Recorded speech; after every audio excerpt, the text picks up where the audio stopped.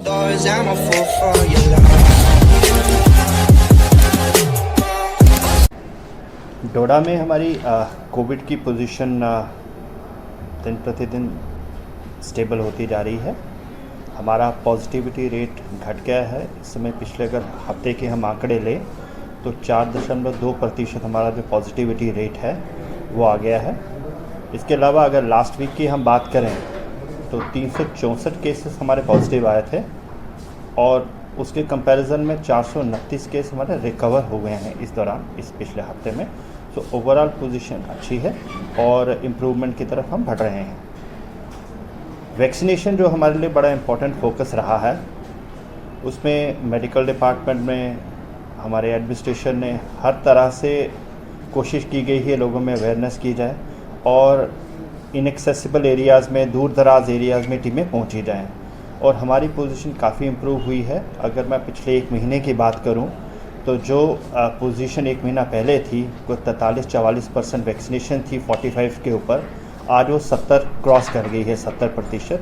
और ये कुछ 26% जो हमारा इंक्रीज़ हुआ है पिछले एक महीने में, ये पूरी यूटी में सभी डिस्ट्रिक्ट में सबसे हाईएस्ट परसेंटेज गेन हुई है। तो हमारी कोशिश है, डिफ़िकल्ट एरिया है, हिली एरिया है, तो हमारी कोशिश है जितनी जल्दी हो सके हम इसको वैक्सीनेशन का पूरी सैचुरेशन लेवल तक ले आएँ। ऑक्सीजन जनरेशन प्लांट हमारा पूरी कोशिश की जा रही है कि हमारे एरिया में हम सेल्फ सफिशिएंट हो जाएं, फुल कैपेसिटी में हमारा जीएमसी ऑक्सीजन पे निर्भर हो जाए।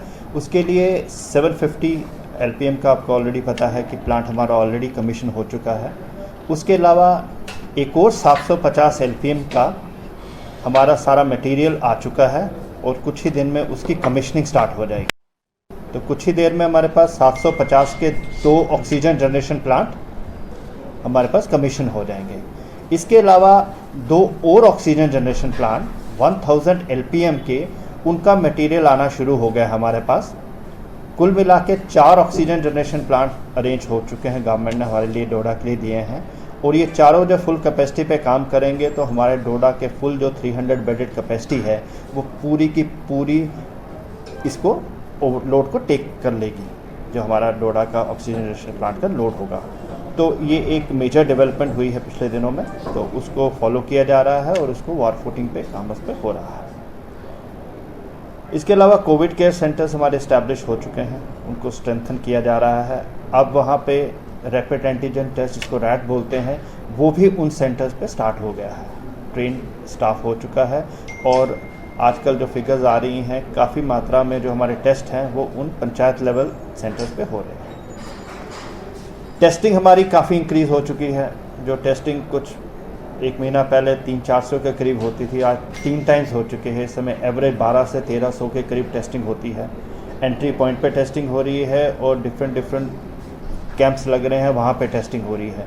टेस्टिंग इंक्रीज़ होने की वजह से ये है कि हमें ट्रैकिंग हो रही है कि केसेस कौन सा पॉजिटिविटी की तरफ बढ़ रहा है, हम उसी को टैकल कर रहे हैं। इसके अलावा जो जिन केसेस में ज़्यादा हमारे पास केसेस आए हैं, हमारे वो माइक्रो कंटेनमेंट जोन बनाए जाते हैं।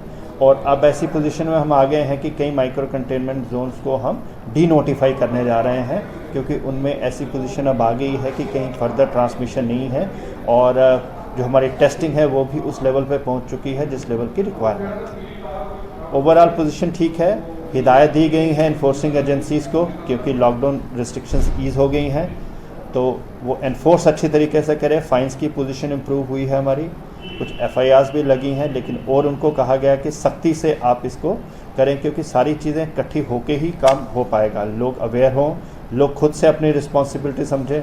जो खुद से रिस्पॉन्सिबिलिटी नहीं समझ रहे हैं उसके लिए एनफोर्समेंट हमें कड़ी करनी पड़ेगी, ताकि हमारी जो पोजीशन सुधर रही है वो उसी रफ्तार से सुधरती जाए और हमारा पूरी तरीके से लोग जो हैं वो नॉर्मल रूटीन में आ जाएं, अपनी इकोनॉमिक एक्टिविटीज़ को शुरू करें और उनको बढ़ाएं, ताकि जो पहले पोजीशन होती थी 2020 से पहले, वो पोजीशन फिर से जल्दी आ जाए। Thank you.